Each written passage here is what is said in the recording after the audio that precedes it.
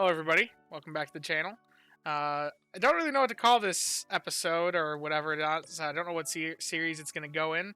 But yeah, it's a very special episode. Something that I wasn't expecting to be doing anytime soon. But we actually have a guest. Say hi, Mr. Guest. Hi, Mr. Guest. Hi, So, this is IBenBrown from IBenBrown Plays Pokemon Sleep. Yep. We are doing a little collab here. We didn't tell any of you guys about this beforehand. But we're just doing a little recording talking about some things that we want to see added to the game. So there's not really going to be any real strategy discussion about the game or anything like typically what you see on this channel. It's not really going to be speculation of what we think is going to get added to the game, more just things that like we want to see added. And we've both come with ideas, things that we want to talk about, of like ideas that we have of how to maybe improve the game a little bit. Not to say that the game is bad. The game is actually pretty great. I might be a little bit biased. Yeah, we both love it. But just little things that we think might improve the quality of the game just a little bit. And we have not reviewed each other's lists in advance, so if we come with the same ideas, then you know that it's a really good one. And not to say that they're not good ideas if they're not the same, but you're going to get live reactions from each of us because we did not check our notes ahead of this. However, I feel like the devs looked at some of my notes because actually... I know they didn't because there's no way they'd have access to this doc that I wrote. But I actually was prepping this a while back. We've been planning this for a while now, and one of my suggestions actually is kind of getting added by the devs soon. So the first one that I have bulleted down is I think it'd be cool if we got higher tier ribbons. 2,000 hours like is a lot, yeah. But as time goes, if you think about how often you're sleeping with a Pokemon. Like, you're bound to surpass 2,000 hours. You're probably going to eventually surpass 4,000 hours. So I'm like, I think it'd be cool to see higher tiers. Well, you're talking to someone who doesn't have 2,000 hours on anything yet. I mean, fair enough. You've also swapped healers, though. I've had the same healer pretty consistently. And that's probably true. the one that gets the most hours. Here, I'm pulling it up on my phone right now. Just to see how many hours I have on it. I would guess that kind of change is inevitable just as the game continues to grow and scale. I agree, and I mean, I wouldn't be opposed to more inventory. I can't imagine that they would do anything that special or like that different. Maybe if you're unevolved, you could get further boosts, and so it could be even more of an incentive for keeping it a Pokemon unevolved. Yeah. I actually, and here's where this suggestion got maybe a little bit controversial. I thought maybe after a long enough period of time, maybe as like a capstone after like 5,000 hours or something, maybe even like a slight frequency increase. That'd be real wild. Or, what do you think about a that? boost to whatever its job is. Or, yeah, maybe to whatever its job is. You have 5,000 hours, and the berry specialist gets another berry. Oh man, that would be so meta shifting. I finally pulled it up. My Gardevoir is at 2,225 hours. My highest time slept is actually a Pokemon that I never use anymore. 1687 and 57 minutes on my Xperia Puff, which is my before I caught my Wigglytuff that I was really investing in. My second one is also a Pokemon that I never use anymore. It's from the early game. That's crazy. Yep. My fourth highest is also a Wigglytuff as well that I almost never use.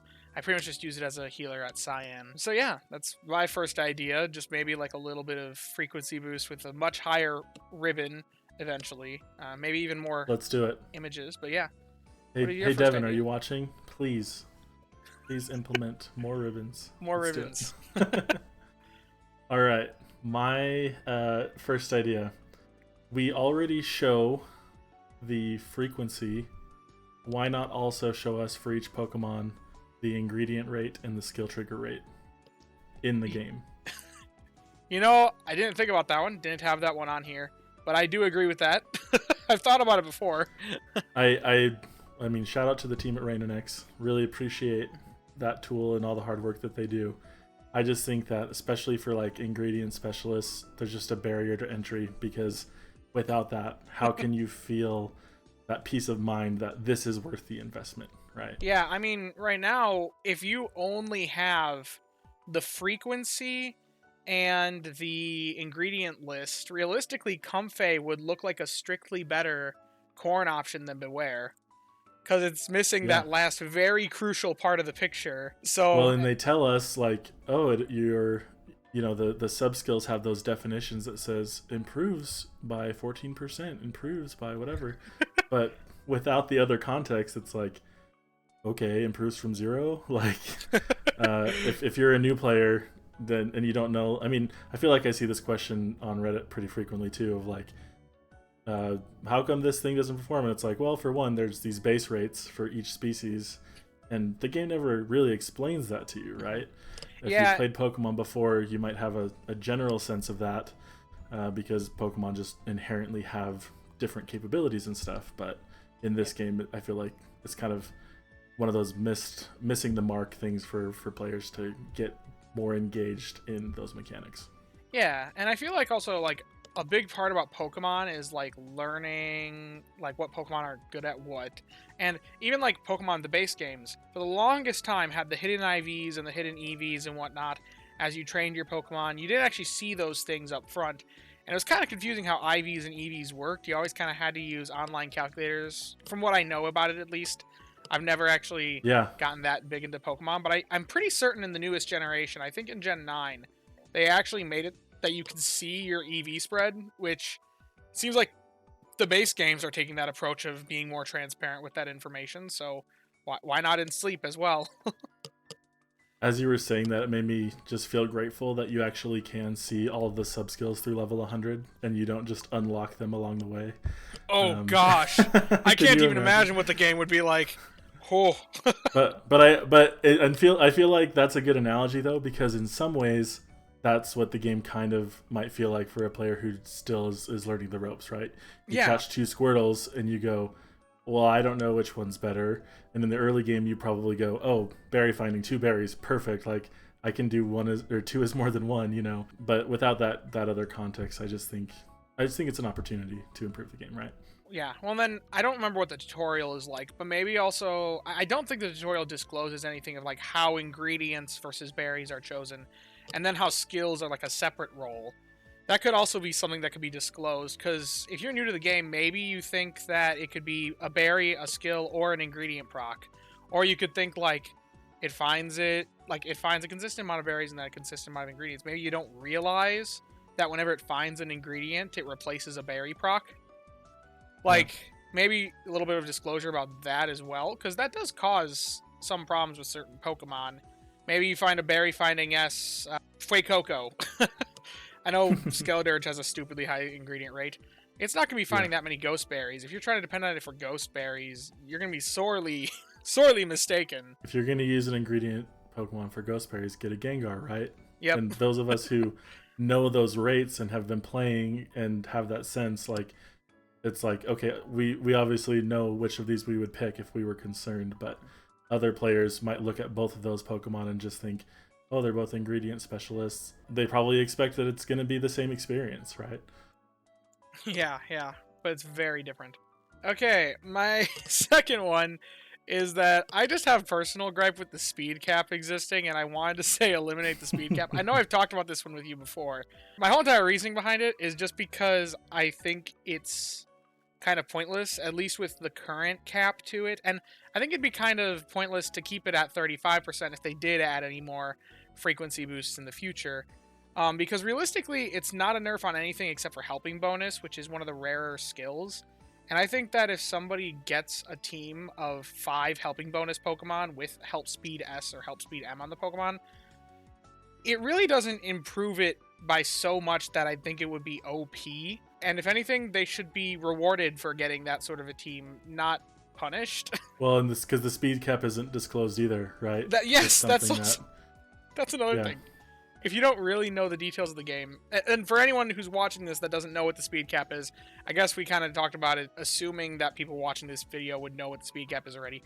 In the game right now, if you have a Pokemon that exceeds 35% decrease to the frequency from sub-skills alone, and that could be their own sub-skills or sub-skills from other Pokemon on the team, then it hits what's called the speed cap. It just will... If you get like a 42% boost, say, it would only do 35% because it's the cap, the hard cap that is set in the game for sub-skill boosts. You can exceed that with the nature, because the nature works separately from sub-skills. It only comes into play if you have a lot of helping bonus. Minimum of 3 Pokemon with helping bonus on the team. Well, if you have all the basically maxed out speed sub-skills plus helping bonuses, right? Yeah, so it comes you'd have to have a really fast team. Yeah, well, it comes into play if you have 4 Pokemon with helping bonus. Oh, no, 5 Pokemon. You have to have all 5 Pokemon with helping bonus on the team. And if one of them has help speed M, then that Pokemon hits the speed cap. So that is one situation. The other situation is you have 3 that have helping bonus or more, and there's a Pokemon on the team that has helping speed M and helping speed S at the same time. Then, in those 2 situations, you'd hit the speed cap. Now, let me ask you a question. Yes. Are you capped with the speed cap right now? Pretty much never. I've encountered it like once when I was running my Dedenne. Occasionally. Okay. It wouldn't be something that would come up that often. I just think that it's pointless. I think it is too, because I mean, I know you could do the math, but we cap it at 35. The maximum you could get is not much farther beyond that. Mm-hmm. Right? Yep. The maximum, I have it in my notes. I just was curious if you're running it into it consistently with your Raichus and you're like, I could have hit Master 20 at Old Gold Power Plant weeks ago or something. I don't know. Well, because they don't have helping speed S for the most part, and you need to have both helping bonus, or it pretty much only comes up on Pokemon that have helping bonus, help speed M, and help speed S. And then you also run more helping bonus, and most of my Pokemon don't have that. It's interesting because I've run into it the most with my Dedenne, who doesn't even have helping bonus. Okay, so when you're done with the Sleepers experiment, we need to start another account where we only use Pokemon that have speed sub-skills and that we just constantly try to hit the cap, and then each week we complain about how much farther we could have gotten, and that's the channel. It's kind of funny you say that, because I did have an idea. I'm not doing this because I don't have time to make another experimental account. But a while back, if anyone's out there, if anybody's out there and wants to take an interesting idea for an experimental account, I had this idea of what if we only caught and used Pokemon that have helping bonus? What would we have to sacrifice to make sure we have helping bonus? And then how would the team building turn out in comparison to other teams if you only allow helping bonus Pokemon? Yeah. Very interesting idea. How much would it stunt your progression as well? That's another thing I question because of how rare that skill is. Yeah, shout out to that guy who was doing the Slowpoke only run or whatever, the Slowpoke tails dishes only.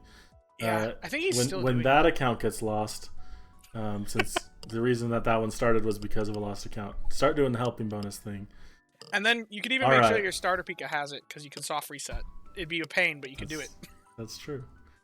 Man, it never occurred to me to soft reset at the beginning of the game, and that's why I didn't get a decent Raichu option until a few weeks ago. So it didn't occur to me either, but I also started up as a gag on day 1 and had no clue what was even good yet, because nobody knew. Oh, and here we are. Yeah. This is kind of a two-parter, but I also think that the second one is too overpowered. So the first part is, I think that extra helpful, that the main skill extra helpful S should also have a chance to allow Pokemon to trigger their main skill. So if it's going to generate 8 helps or 10 helps, those helps should have the opportunity to generate a main skill in addition to the berries and ingredients. Yeah, I like that one. I've thought about that before. I did not include it in my list here, but I have had discussions with some people, a particular friend of mine, the guy that got me into the game. I've had some discussions with him about how funny I think that'd be and how cool I think it'd be. And I don't think it'd be that big of a buff to the skill, because how often would that actually happen?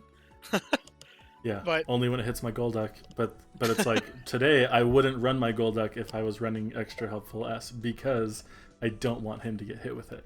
Yeah. It's an odd aspect to the skill that it only works really well with non-skill Pokemon. It kind of makes it that if you use the functionality in game to just generate a team using extra skills or whatever, if you have it's naturally going to put in whatever is like your strongest option for the team that you're putting together or whatever, for the island that you're at.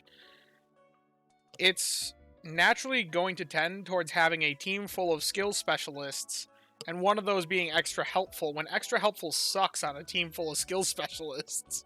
Yep. So, So yeah. the part two to this, but I also think this would be potentially too overpowered. Is helper whistles should also be able to trigger those main skills. But if you were to run a helper whistle and like basically, you drop like Suicune on your team, right, and then you stack it with a bunch of stuff, and then you basically guarantee that trigger to happen. I mean, it's a helper whistle, right? It's a premium item. Maybe it's not too Yeah. overpowered. It's not like, I don't know. I just feel like the skill specialists are kind of slighted with those things when it's like, hey, Yeah. we're going to do a certain number of helps or a certain duration of time, but your thing that you're good at is pointless in these Yeah. situations. I think if they were to do something like that, they'd have to decrease the number of hours that it works for, like for the helper whistle, because I do think that could be a bit overpowered.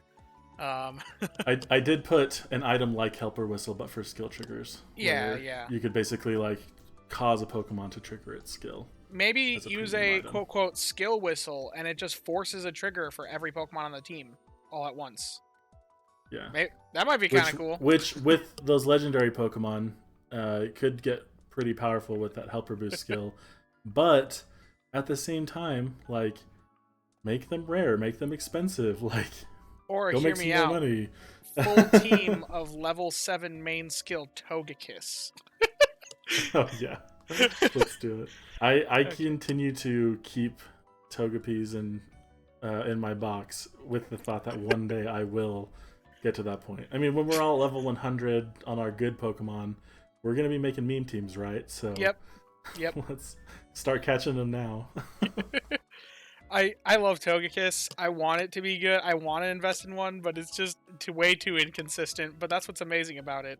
I ran one in the early game and it was a lot of fun. And I actually think I've made this recommendation in a different video, but I actually think it's a good way to help you learn the main skills and what they do early in the game, just because you get exposed to everything instead of having to catch something and then figure out, oh, what does this do? I ran one in the early game too, but not because I loved its skill. I ran it in the early game because it had Berry Finding Us.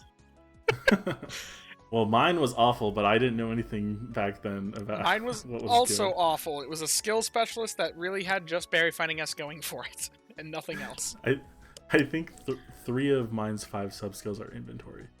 This is another thing that actually goes into a little bit what you were saying about not showing the ingredient rates and the skill trigger rates for Pokemon. I also ran my Togekiss because I was like, man, I need eggs.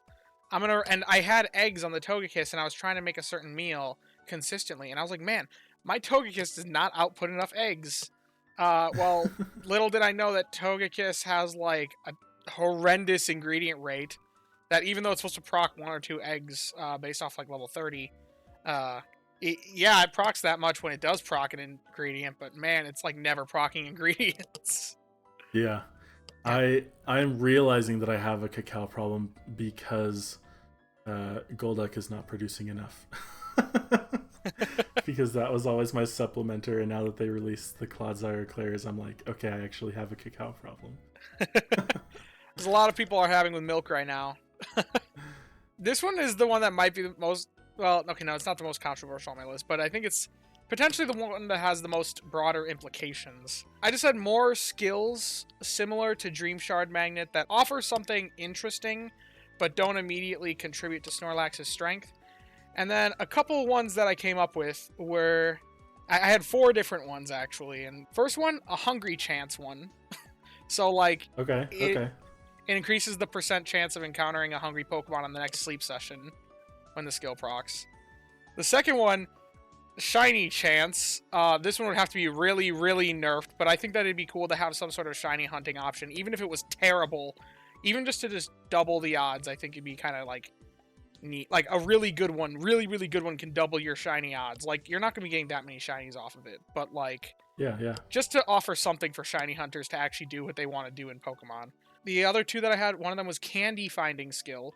So like it randomly selects a Pokemon on the team and then gets you like a candy or 2 from them, or what level the skill is. It gives a set amount of candies. And then Okay. 1, 2 for dozing, snoozing, or slumbering spawns. So this one's a bit more interesting. If it procs, then it gives a chance of spawning an off type of whatever type that you're running it is. So if it's like a slumbering spawn skill, then it makes it that even if you get dozing, then you have a chance to encounter 1 or 2 slumbering Pokemon on the next sleep session. Same with dozing and snoozing as well. Well, it's kind of like the pseudo-balanced idea, except not as extreme. But kind of forcing pseudo-balanced with the skill specialist. Yeah, well, if you're hunting for something, this is spoilers for my future videos, I guess, but like, it's easy to force slumbering, right? Yep. It's not easy to force the other ones. If you don't have a device that people built to choose the game, which I don't. Anyway. Have you ever seen the method for forcing snoozing with the Go Plus?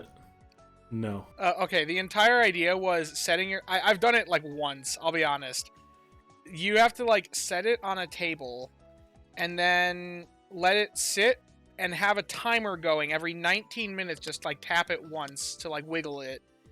And make it every 19 minutes consistently doing that. That forces snoozing. And it will just sit at snoozing. Okay. Yep. Because it's after 20 minutes that it dips to slumbering. And you only want a little bit of motion in that whole 20 minutes because otherwise it goes to dozing. But yeah, forcing snoozing is like almost impossible. Well, I've never needed to get snoozing until right now when I'm going to be desperate for a Shinx and an oil farmer. So. Oh boy. Well. Guess I'll be sitting there all night like this. Every 19 minutes. And yeah, 19, not 20. And not earlier because then they might be so close together that it dozes. Yeah, I like all of those. I mean, the thing about making them a main skill is that they can buff and nerf that skill trigger rate, right? So yeah, if it's reasonable, right? And I like the idea. It's, when you were first saying this, I was thinking like if it's something that you could tie to like what an incense does anyway, like hey, we can boost dream shards, we can boost hungry with a friend incense, so it doesn't seem crazy that a Pokemon could boost our hungry odds. The shiny one sounds fun. It would probably be a ridiculously low skill trigger rate, right? But yeah, you know, but why not? Like, and there's the goal of the shiny 1,000 Pokemon. yeah, there's 1,000. I think 1025 right now. I don't think they're ever going to add all 1025 to sleep. As long as people subscribe to these channels, they will continue to make this game. Yep. Subscribe. I love it. I think with the shiny chance one, the goal would also not to be making shinies reliable, because otherwise it'd be a strictly better version of the hungry chance one. It'd be just to actually give something for shiny hunters is kind of my thought with it. And it'd be fun to use. It's like the shiny charm, right? In the games, yeah. It's like, hey, there's a way to boost your odds. It's still ridiculously low odds, but it is boosted. It's still a hunt. Yeah, instead of catching 8,000 Pokemon, you need to now catch like 5,000. This one's gonna be the shortest one we do. We need to rename Old Gold Power Plant. Is it just because the acronym? No. It's because there's no gold. That's also fair. What is gold at this power plant? Everything's gray, like you'd expect at a power plant. The grass is green. Some of the stuff glows at night in the ground, and maybe that's what the gold is referring to as the radiation. The only gold I'm aware of there is shiny Shinx. And so if they named an entire area for that, I guess Drifloon is kind of gold, but I mean, shiny point Drifloon. Being, where's the gold? That's all I'm saying. Fair enough. I thought you were gonna go on a thing about the. Maybe I'm just a little. Oh, you're talking about my mind in the gutter a little bit. But the acronym OGPP. The original OG gangster PP. Yeah, I know. Ever since I first saw the Old Gold Power Plant, I saw that people were abbreviating that. I was like, that feels like people didn't think about that. Like they didn't think about it when they named it. But well, the English translations are the afterthought, right? In these cases. That's true. So. That's true because it's originally Japanese. So, but yeah, you're right. There is no gold there, huh? Give us some gold. Give us this. More dream shards, right? I mean, you've done your analysis. There are more dream shards there, but not enough that I would call it gold. So, give me some gold. I like. Or some diamonds at least. Give us some. Diamond chance main skill. No, I'm kidding. That would be stupid. You don't offer premium currency through a Pokemon. Anyway, my next thing is the one that I feel like kind of got stolen by the devs by the time that I wrote this. Because there's a few parts to it. originally I wrote down energy recovery and dream shard bonus sub skills applying to main skills, and energy recovery bonus taking teams beyond 100% energy. That second part is actually being added to the game soon. Yeah. The first part is not. But not in a good way. And I mean, we don't have to rehash this because everyone's already watched your video, but I'll rehash it since I've never said it. It needs to go to the whole team. It doesn't make sense that only the Pokemon with the sub-skill benefits. That's just, it's not even a buff, right? Yeah.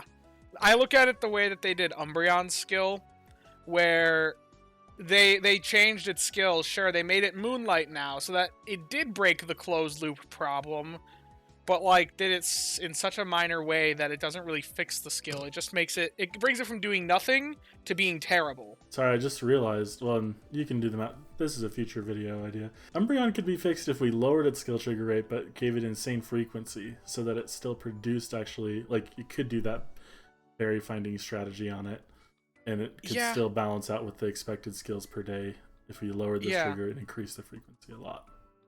Maybe even drop the ingredient rate quite a bit as well, so that it's really making just berries if you want it like a insane berry specialist only. In pseudo berry specialist, it's never going to compete with a Weavile. If it competes with a Weavile, then they've gone too far the other way.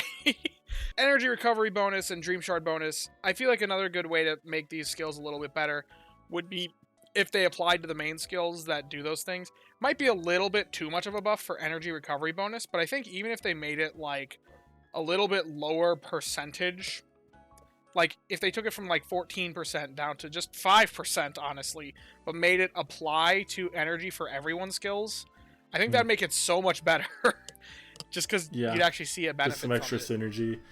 Yeah, it'd give you a reason to want those skills on something, whereas right now the only people who want energy recovery, for example, are people who just have weird sleep schedules and need the energy on their Pokemon. Or do naps. They could also benefit from a good healer too, right? So it works. Yep. Well, and that's the biggest problem with energy recovery bonus. If you have a good healer, it doesn't really matter your situation. You should be capped off for energy anyway. But maybe having energy recovery might give you more flexibility to swap the healer more. And if it takes the team beyond 100% energy, maybe it could even forego the need for a healer if you have enough energy recovery bonus on the team. Yeah, and Dream Shard bonus, maybe it needs the buff to apply to Dream Shard bonus main skills, but I feel like not enough people are really using those skills. And not that many people are using the sub skill either, so just any buff is welcome. I mean, buffs are always welcome. Yep. As far as the Dream Shard bonus goes, I think it's a good idea. I saw somebody suggest once that those bonuses, kind of like helping bonus, could reduce the frequency of the Pokemon who had it. They suggested an insane number that would hit your speed cap, but if those things, like, one of the problems I see with those sub skills personally is that they're nighttime skills, right? It gives me no incentive to run those Pokemon during the day because I'd rather hunt for one that's going to have the productivity, right? But if it was marginally faster, then it wouldn't hurt that much. Like if it was 1%, half a percent, right? Wouldn't be too game breaking in my opinion. I would agree with that. Because right now they're just kind of a null slot. Yeah, it's like, neutral, right? It's a neutral slot. There are no bad sub skills in the game, but there are no, like, there are comparatively bad ones because they don't do anything for them when there could have been something good there. Yeah, so that's what makes the skills bad. Even though they're not actually harmful to the Pokemon. We need a more convenient way to see the number of Dream Shards we have.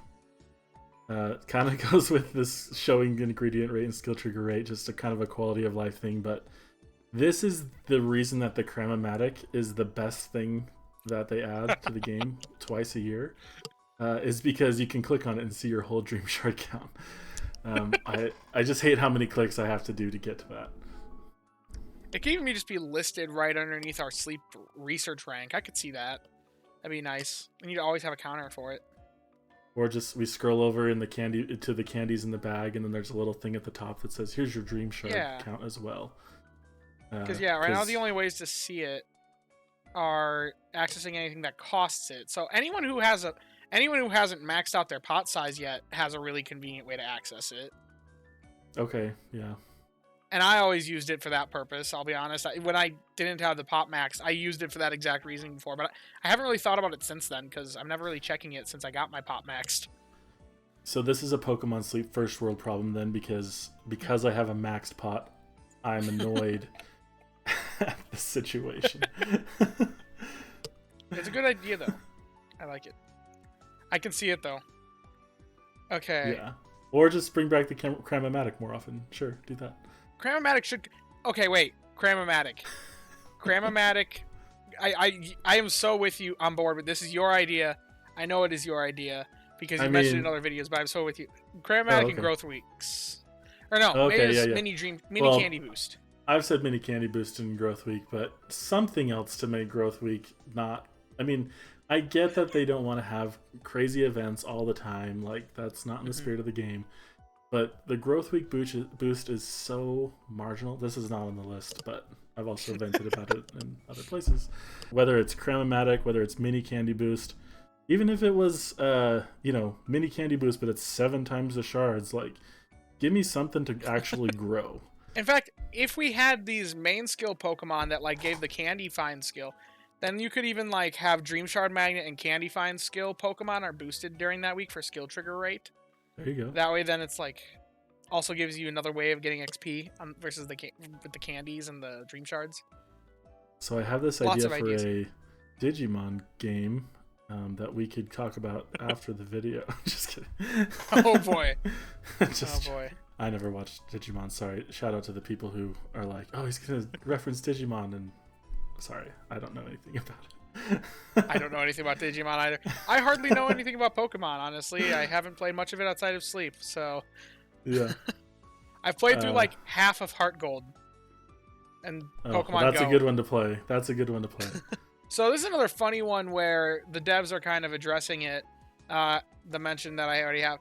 And that was a redistribution of the gold skills. Okay. Just because I think that the friendship level problem needs to be fixed. And a lot of the solutions that I've seen for friendship level, like a lot of ideas that a lot of people have for friendship level fixing, I think are very problematic and people don't realize the ripple effect that they would cause.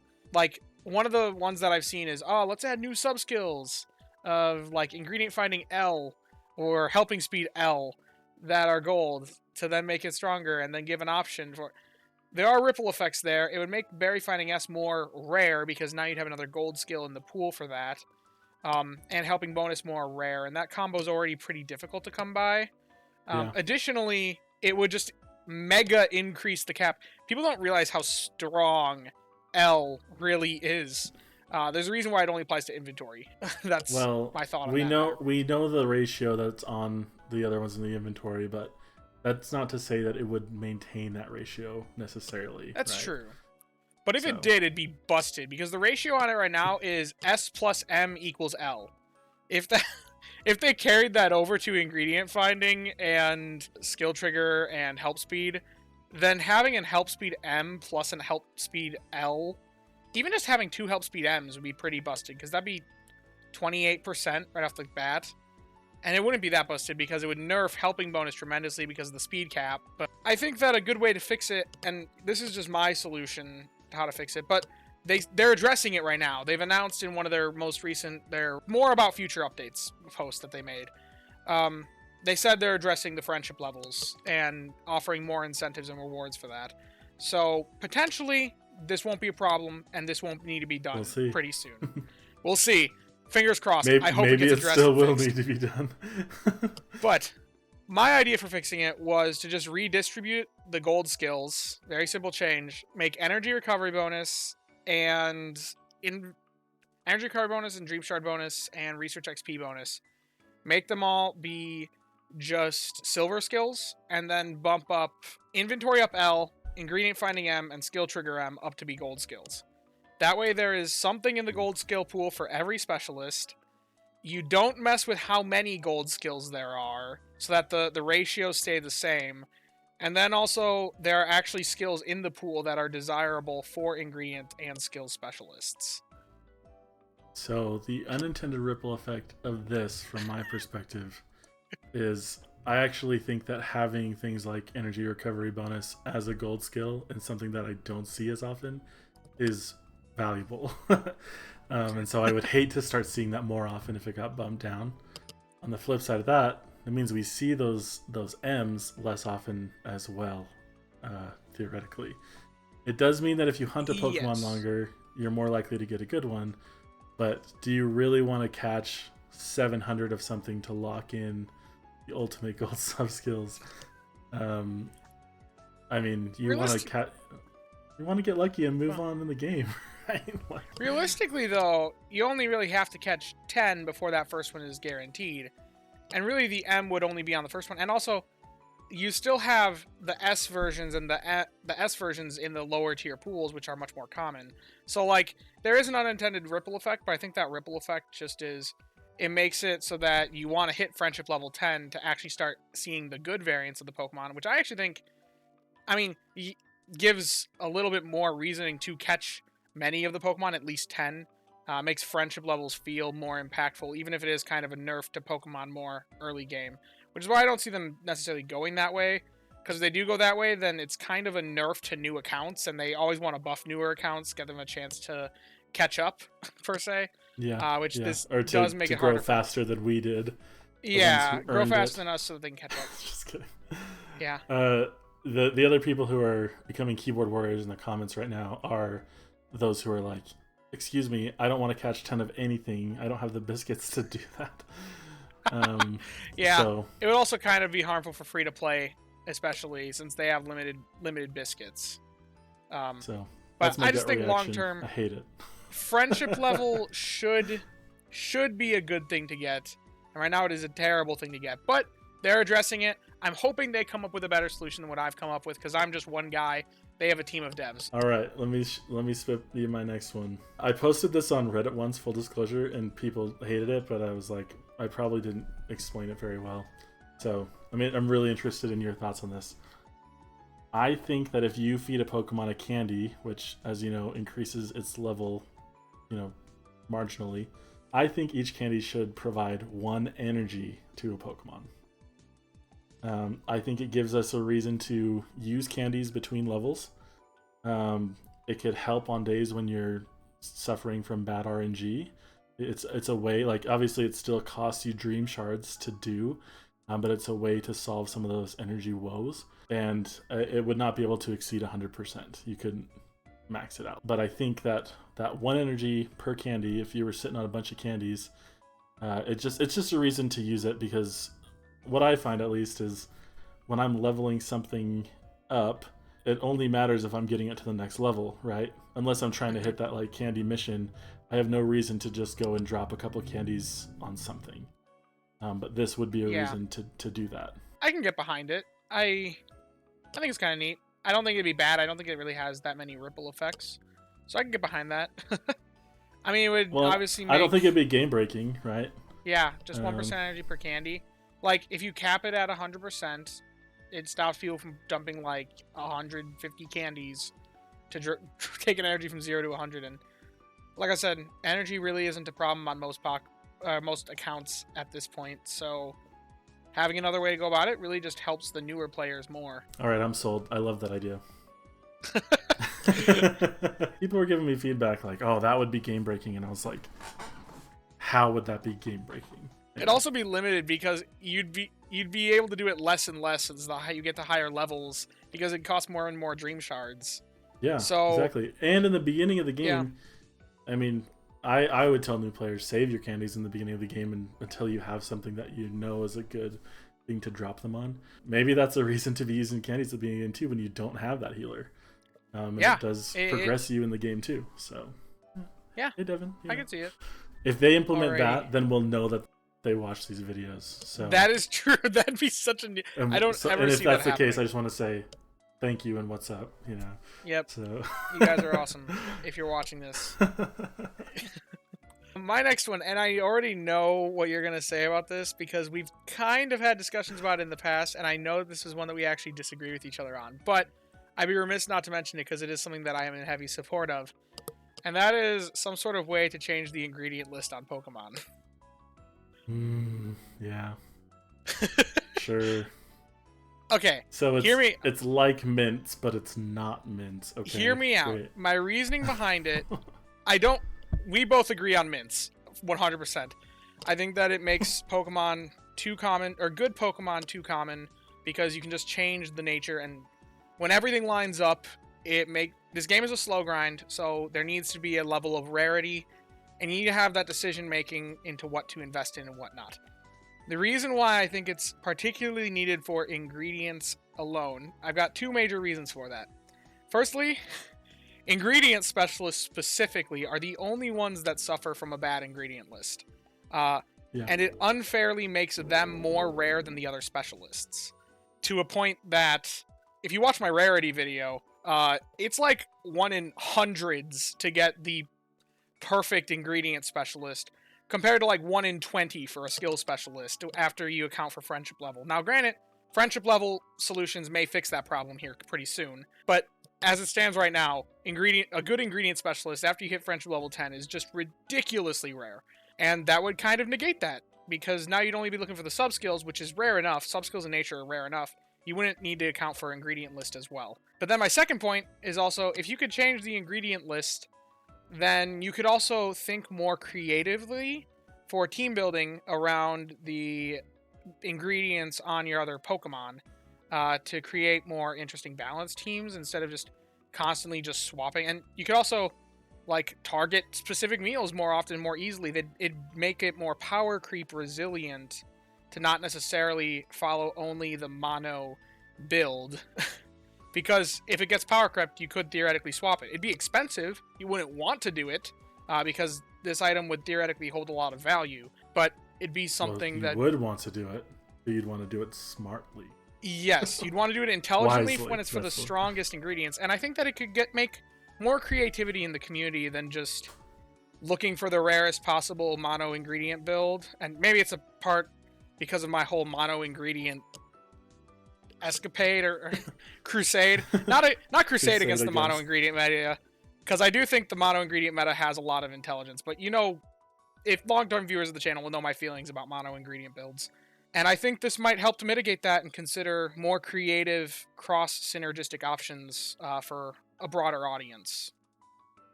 You know what's funny is when I first watched the videos about mono ingredient stuff, I didn't get it. And then eventually I kind of came to the conclusion on my own and went back and rewatched it, and I was like, now I understand what this was about. And it's one of the reasons why I was like, I want to start creating videos that help really simplify some of these things, and hopefully I've done an okay job of that. The other thing was when I finally was like, oh, that's how ingredients could work in this game, is when I went back into my box and found my very first Delibird that I ever caught that was mono egg and great sub skills, and my Gengar. Like, I was just sitting on those forever before I really knew how those worked. So a little fun insight to my account there. But yeah, I hate this idea. I know you do. I know you do. You're gonna kill how rare those Pokemon are. They're my pride and joy. Thing is, they'll still be rare. It's just no longer like 0.25% rare. Now, what if you could get a main skill that helped you target certain ingredients that you wanted, like your shiny chance, like your maybe there's a main skill that you can set it to say increase my chances of ABC. I don't know. Oh boy, increasing rarities of certain sub skills or ingredients nature, that could be interesting, but I don't think they'd ever implement it because of how it's a game designed for casual players. So. Is there not a cooking Pokemon that I mean, Sneasel's already in the game, and it's got a. I know that one was commonly depicted with a chef's hat, but that's why it has Tasty Chance S, probably. Man, I really thought Sneasel should be an ingredient specialist for eggs. I mentioned it in a different video, right? But yep, it steals eggs. It makes sense. It's on brand. I mean, it has eggs, right? Still on brand, but I think they just went with Dark Berry Specialist because it makes more sense balance-wise or game balance-wise than But we don't really have a good egg Pokemon. But if they made another 16-pip egg Pokemon, people would be furious. That spawns at Snowdrop too, nonetheless. I did have alternate suggestion though, for Okay. if no way to change ingredient lists. Then additional idea, making it that we could just at least disable collection of the level 60 ingredient, or if you have the level 60 ingredient disabled, then also the level 30 ingredient. That way it wouldn't change the rarity at all for ingredient specialists, but you'd still be incentivized to potentially level up a Pokemon. Like, I think that there are in-game reasons to keep a Pokemon at level 59 is kind of dumb. And if you could just disable that level 60 slot if you needed it to, like, because it's better off, like, as an early game option, then I think that you should be able to just disable that level 60 slot, since it is technically, in all sense of the word, like a nerf for the most part, but it just doesn't Yeah. fit what you're trying to do. Because then you might actually be able to reach those level 75 sub-skills, which maybe that makes it a better option if it's got AAX, it's got an AAB list, and you don't want that B ingredient, but you have a level 75 ingredient finding M that's going to make it way better. That gives more potential for that. Like, you could actually get it to there, and that kind of decreases the rarity, but at the same time, you'd still want the mono list. Like, yeah, there's an idea there as well as an option. So a lot of mobile games have like time-based mechanics where it's like you use an item and it gives you a boost for an hour, right, or something like that. And we do too, right? Good Camp Ticket. It's a week, right? It's a very stretched out mobile game, but maybe there's something to that too, where it's like you like a repel in the Pokemon games. I want to stop seeing these low level things, or like maybe there's something to that to say I want to temporarily turn off a certain ingredient slot, or I want to temporarily boost an ingredient slot, or temporarily boost my skill trigger odds. It's something that they could play around with mechanically. Although, notably, if they were to implement something like this, obviously, for game balance reasons, they couldn't make it that you could disable the level 1 and 30 slot and just keep the level 60. Because, dear gosh, everyone would just use everything as their mono build for whatever their level 60 ingredient is. Well, here's another thing. There's been theories about mega evolutions coming to the game because a lot of the Pokemon that have been added have those. Maybe that's one of those time-based things where you mega evolve, and that's the kind of bonus that you get. Is maybe if you're a skill specialist, your main skill goes up. Maybe if you're an ingredient specialist, maybe it's not just your ingredient rate goes up. Maybe you can say, we're going to turn you into just this ingredient Pokemon while you're mega evolved. Oh man, I don't know, right? Like, who knows? But I wonder how much sausage my Tyranitar would kick out. That would be insane. Absol, Mega Absol with 12 apples. Yeah, there we go. Fills the inventory every time it triggers. My last recommendation here is a little bit more involved, so bear with me.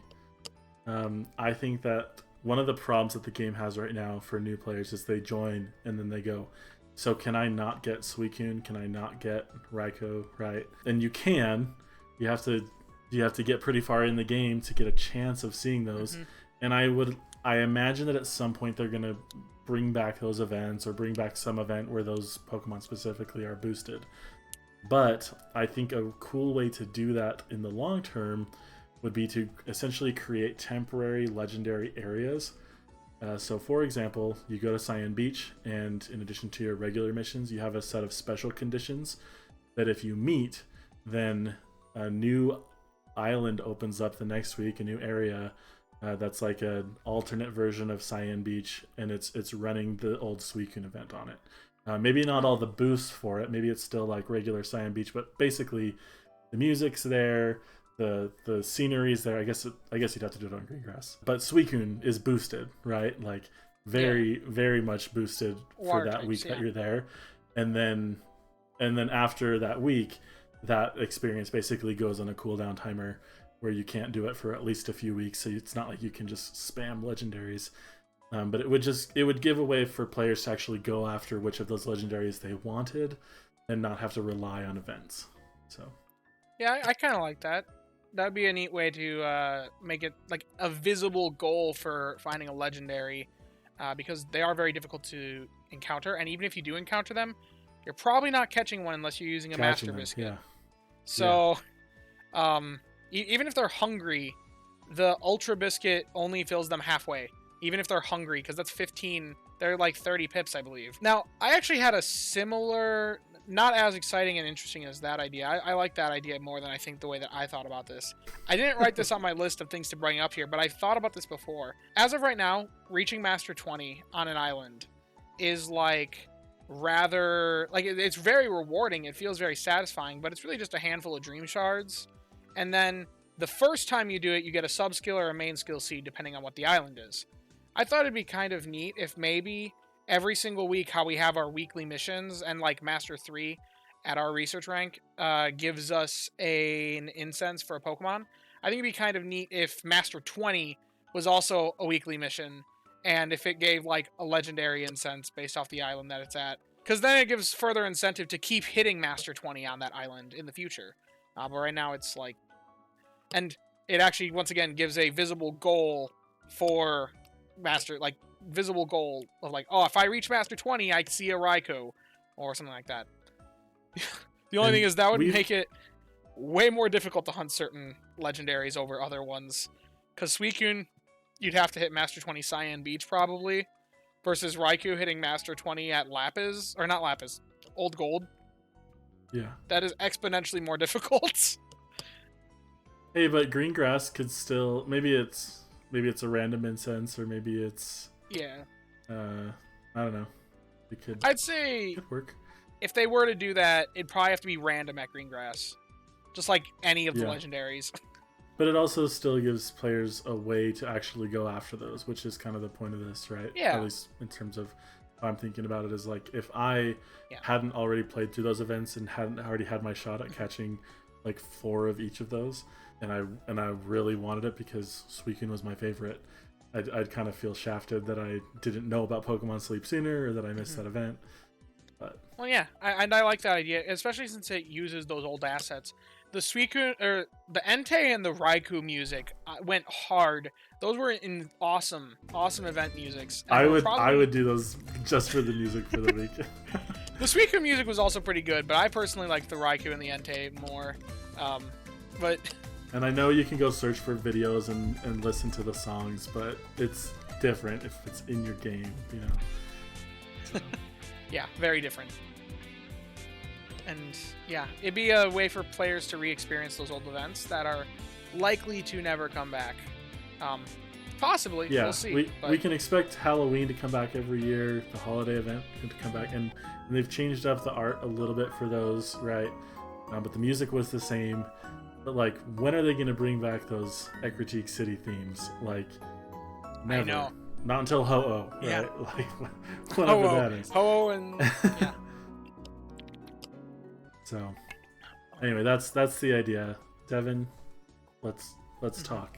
My final idea, and I think this is the idea that I am most proud of, and it's such a minor change, but I feel like it's something that should just definitely be done, and that is kind of dual typings, but not how most players think.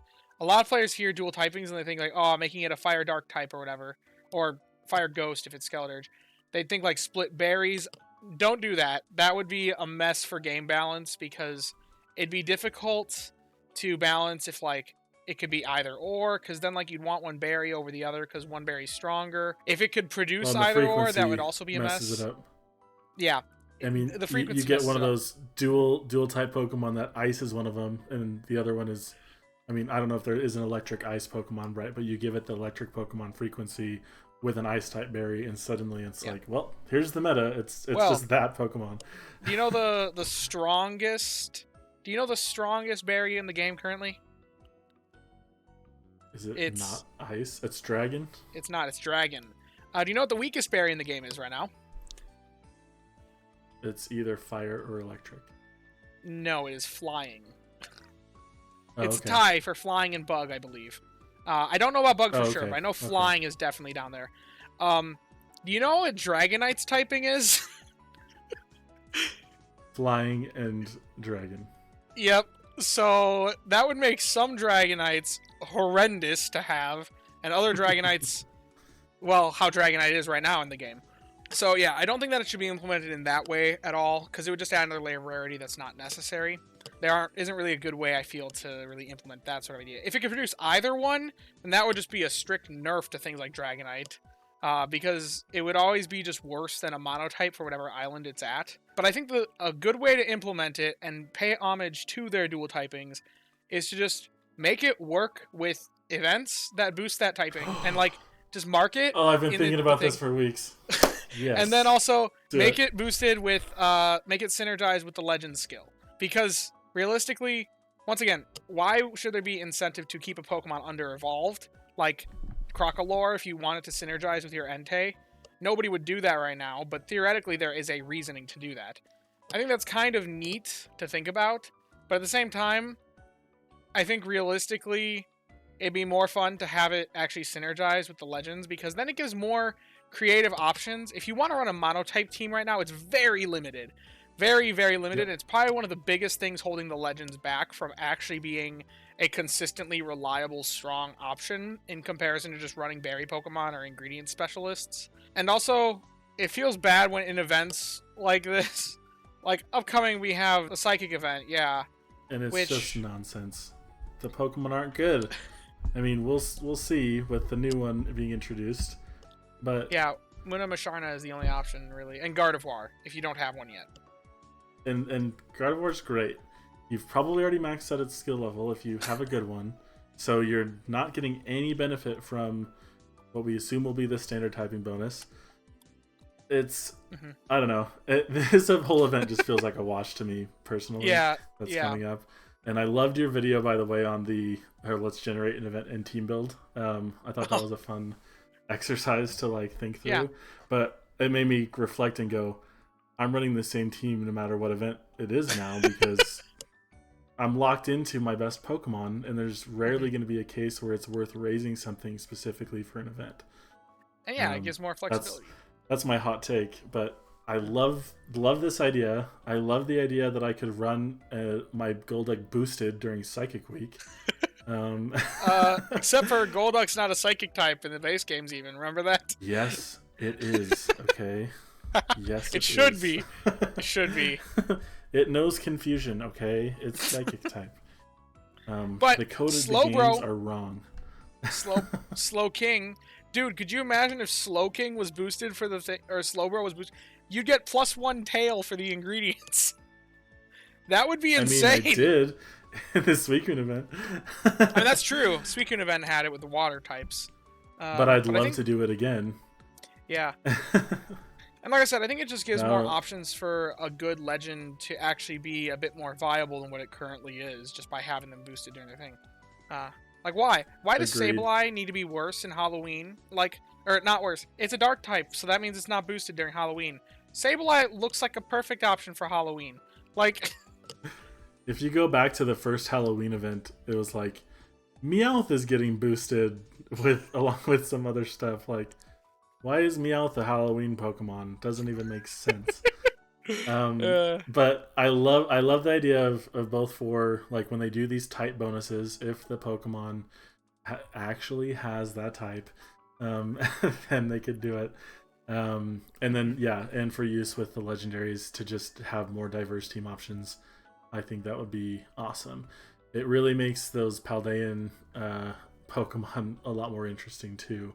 I mean, they're already pretty strong for ingredient specialists, but if I could run that Quaquaval with Suicune and have that be boosted and have the extra leaks get triggered in periodically, like, that would be awesome. Also, not to mention, Cramorant would pair with Suicune as well. Suicune would get a major buff, because that just gives so many more options. As they add just more Pokemon to the game too, right? It just gives new combination options, new synergies. It makes some of those Pokemon that are lower tiered, if they are dual typed, potentially more viable. And it would give more. It would also give more flexibility for the legends to not only be really good at their island. Maybe they'll have some sort of dual type option that could go to a different island. Like Suicune, for example, Walrein is a water ice type in the base game. Theoretically, then Walrein would pair with Suicune, and then it could also have some usage at Snowdrop. Like, there's a bit more. Or Entei with Houndoom at Snowdrop as well. Like lots of I think it's a good idea. Gives more usage for those Pokemon. Gives more Pokemon more unique niches and interesting options of like where they can be used. I've been thinking about it specifically with the psychic event just because it feels so underwhelming that I'm like, well, I have a Mr. Mime, but I'm not gonna run it or I'm not gonna invest in it just for this event. I obviously have a maxed out Gardevoir already. I have 2 maxed out in my account, so maybe I need to take the other one up to 50 because it also has Berry Finding S, and I just run a 2 Berry Finding Gardevoir team. But like, I'm not gonna ever use that combination again. I mean, and that's just favorite berry. It's not worth it anyway. When I could just run something else that's just as strong as what that would produce, right? But anyway, I love that idea. So gold star. We haven't been doing any awards, but that one gets a gold star for sure. Well, that was my list, but I'm always full of ideas, so maybe we should do this again sometime. Yeah. I do have a long list of other things that I think are, or not a long list. I have 7 things listed here that are like more minor things that I could just ramble off really fast. But my minor thing was renaming Old Gold Power Plant, so they have to be more substantial than that, right? Let's do it rapid fire. Let's go. Okay, dark mode. Yeah. I mean, I don't know about you, but like in your phone, at least if you have an iPhone, I assume other phones do this, but there's accessibility settings, and I'm always at night like turning on the reduced white point and turning down the brightness all the way, so that when I wake up, I can actually like look at it if I'm waking up in the night. But dark mode just feels like a shoo-in for a sleep tracking app. Like they're trying to let you sleep better. Why is it blinding you right before bed? Like that, I don't understand that one. And also, I feel like most people would prefer it. Okay, and then and specifically, blue light is an issue, right? So why Cyan Beach? Why not Maroon Beach? Or Lapis Lakeside. Lapis is also blue. Yeah, what the heck? And then another minor suggestion: I want to see a Lolachu and Haxorus. They're just 2 Pokemon I like, and I want to see them added. Give me a hot take, okay? Yeah, everyone wants a Alolan Raichu added. I know, but more you especially. I want Haxorus. I like Haxorus. Axew is cute, and Haxorus is dope. Hey, well, it's pseudo legendary, right? So yeah, well, it's not a pseudo legendary. It's one that's commonly confused for a pseudo legendary, despite not actually being one. Like Aggron. And that was a pseudo-legendary-ish. Anyway. I think it'd be cool if Swalot's main skill was a stockpile variant of Dream Shard Magnet that instead of spit up, it swallows at the end. Just as... It sounds horrible in terms of viability, and it would probably be a nerf to it, but I think it would be so much more thematic to the Pokemon, even if it is a nerf. Yeah. Sounds fun. I mean, they changed Ditto and Mr. Mime, so it's not out of the question. They need to buff Persian if they're gonna nerf. Everyone's gonna go invest in a Swalot this year because somebody brought attention to the community that it's an actual worthwhile investment, and thank you for that. I'm so glad I caught a Gulpin today, literally today. So. Yeah, and I've never been jealous of a Gulpin until today. And I have like 2 really good ones, so I don't need to be jealous. But I was looking at that like, dang, helping bonus on that would be killer. Toggleable notifications for meal times and Pokemon getting skill procs, so that they can tell you. Don't they have notifications in the game that they aren't using? Maybe you know what I'm talking about? I know there are notifications in the game. I know there's one for bedtime, but I think it'd be cool if it could like tell you your Pokemon skill or Golduck found a skill proc. If you run a team of Golducks, then your phone's gonna be going crazy. Here's what the devs need to listen to. So there's bedtime reminders. We see that. Sleep tracking reminders, which is the same thing. Or maybe that's the one that's like if you are tracking on your phone and you leave the app, it's like, hey, don't forget. You're actually sleep tracking. Unreviewed reports. I've never needed that one. Berry inventory full is a notification we're supposed to be getting. Yeah, I have that turned on, but I've never seen it. And then time to move sites and good camp ticket. I guess I see the good camp ticket, but I think there's a lot of opportunity here. And also, tell me when my inventory is full, because that really matters for some of my skilled Pokemon. That matters for a lot of Pokemon. As if I wasn't logging into the app every few minutes, just obsessively anyway. Another minor one. Gains breakdowns at end of week so that we could see skills instead of just berries and cooking as well. That'd be great. Yeah. Yep. Like, just a very minor thing. I feel like it's being tracked somewhere, but the only way to get that number right now is if you were to take your gains overall and then subtract the cooking and the berries. Why can't we just see it? I mean, it's there. Yeah, just tell us. The number's right there. Is attributed. But don't make me do math when I'm waking up in the morning. On a Monday morning, too. Of all mornings. Not Velociraptor. No. And then my last one was sneaky snacking from Sunday night being applied to Monday morning Snorlax, and an option to use an easy travel ticket right upon seeing your new Snorlax in the menu, so the sneaky snacking doesn't go to the wrong Snorlax that is just going to be re-rolled. So there's kind of two parts to that. An idea for a new mechanic, but also an idea that builds off of that mechanic for a new feature. Yeah. I'm just kidding.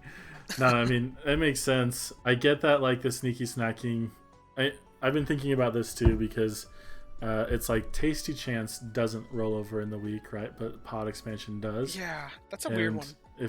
But if it's like, okay, well, if the pod expansion is my pot, and the physics of this I don't understand, but hey, if my Glaceon went and sat in the pot and then somehow made it expand, and then when it got out, I was like, I can fit more stuff in here, but only for one meal. It doesn't make any sense. But my pot comes with me when I change areas or get a new Snorlax for the week. So Tasty Chance must be getting applied to the Snorlax's mouth. We're making it drool, but then when we get a new Snorlax, it doesn't carry over. And so the sneaky snacking, I mean, I get we're switching a Snorlax, so why, it has to reset, right? So we're giving Snorlax. But if we're gonna put, I will take that second one though. Like, let us re-roll just right there on that screen if you have the tickets, or to buy a ticket right there. Yeah, like the fact that like you have to go back, and that was more of a quality of life thing. Just going back, clicking it, so that there's like 3 menus you have to go through to use an easy travel ticket when you see Snorlax's berries and meal. If you could just click, it's not as bad as checking your dream use charts, easy travel ticket. I agree. However, I don't think that devs intended for easy travel tickets to be used in that way, and I think that's why that's not a thing. I think their intention with easy travel tickets were to be like, oh, you're in the middle of the week, I want to go somewhere else because I have caught what I already wanted to catch here. And then you go somewhere else. Yeah. But they didn't realize that would be such a bad thing to do in this game. Now they're only really used to just re-roll berries or meal type. Yeah. Well, it was nice when they dropped Old Gold in the middle of the week, and then we could go there. Mm-hmm. Well, they did that with Lapis too. Wait till the start of a new week. Yeah. The other thing with that is probably one of those strategies that's not really viable, but because you can get the dream shards from leveling up at an island, I've always wondered if there's a scenario where if I could get from basic 1 to master something in a day, if it would be worth just re-rolling just for the dream shard advancements. And if you couldn't do it on the same island, then could it be worth it to island hop and just to crank up some of those dream shards? If I was in a real pinch and needed dream shards, I would just, from wherever I was, jump to Cyan Beach and then get up to Master 3 in a day and collect. I mean, it's a couple thousand maybe, but anyway. That was all of my minor suggestions. Those ones were a lot. Like I said, more rapid fire. All right, cool. Well, this is fun. It was fun. Hope we can do it again sometime. Alrighty, well, if you guys have enjoyed the video, be sure to leave a like and subscribe. Down in the description, I'm going to leave a link to the Discord. Come join us, hang out, talk about all things Pokemon Sleep and the like in there. Also, check out IBenBrown, his channel. It was great talking with him. I was glad to have him as a guest here today. And yeah, as always, I thank you guys for watching and hope that you all have a wonderful day. Bye-bye now.